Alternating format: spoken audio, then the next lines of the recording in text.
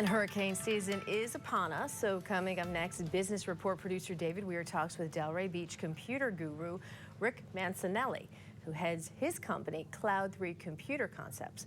But before Dave asks about hurricane preparedness, he asked Rick what his company was all about. Well, we're a cloud computing, technology consulting, and disaster recovery specialists. And a disaster recovery, the hurricane season's rocking and rolling right now. And what do you do involved if God forbid we get a hurricane? Right. Well, the first thing we do is we sit with customers.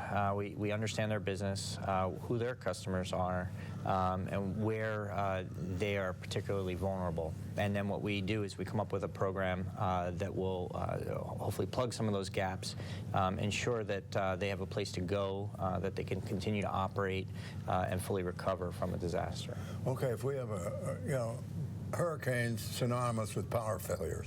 Obviously the computers need electricity. What do you advise your clients to do in those cases? Okay, so in the case of a power failure, what we generally do is the first thing is try to get the computer systems, so the core of an operation out of their office where they are most vulnerable.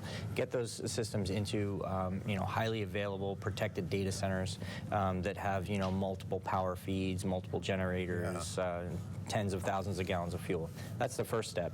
The second step is we help to provide connectivity to those systems from other areas. So if they're unable to work from their office, if it's short, is usually the case, is unfortunately usually the case, especially here.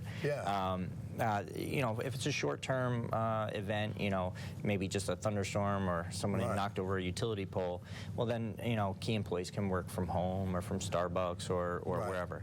However, in the event of a longer-term event, we need to plan for where are they going to go? Where's the core operations team going to go?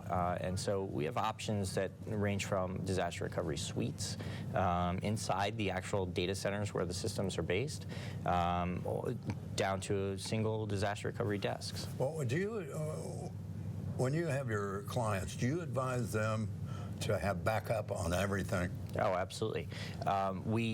Depending upon the type of business, will dictate the frequency of backup. So at a minimum, you want to back up all of your information off-site at least once a day. If you happen to be in the medical world, several times a day to meet current regulations. Like a guy like me, I'm an independent guy, and I got to my computer at home on the desk, and it's wonderful. I'm hooked on it now. But I don't need a backup, do I? If something happens? That's a question you have to ask yourself. So what are you comfortable losing? I don't need a backup. I really don't. Are you sure? Yeah. All I use it for is email and writing scripts for the show. What about valuable family photos? No, I don't do Facebook. Like I don't do Twitter. No. I'm too old for that stuff. I can't handle all that. But anyway, to get back to what you do, which is vital, for a South Florida business to stay in business in the event of a disaster. Right. Do you go in beforehand and assess what your clients have available and what they ought to do? It's very important to get involved early because, to put something in place while the disaster is occurring is very difficult. But to have the plan done and, importantly, tested. A lot of people think that they're covered, but they fail to actually test the plan. And then when the time comes, they find out that there are weaknesses or things don't work as expected. And then it's a little late. A classic example is Obamacare. They should have tested that a little earlier, I think.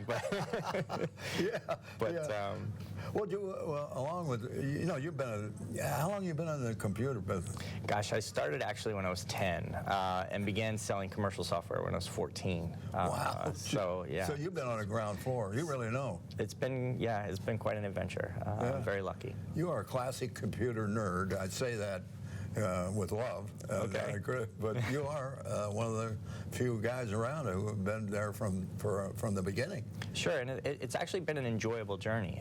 You know, having started back with you know, the simplest of personal computers, dumb terminals, mainframes, minis, and then having worked through you know, the PC revolution, and now back to almost back to where we started with centralized computing in the cloud.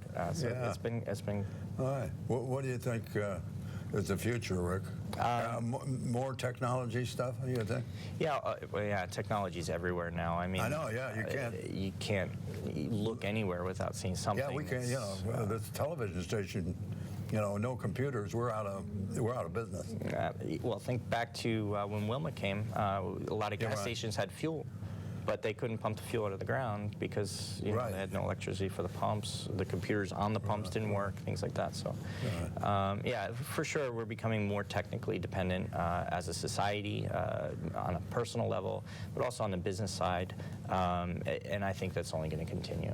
All right, well, listen, Rick Mancinelli, God bless you. Thanks for being here. Well, thanks for having me. Yeah, good luck with your business. Thank you very much. All righty. It was a pleasure.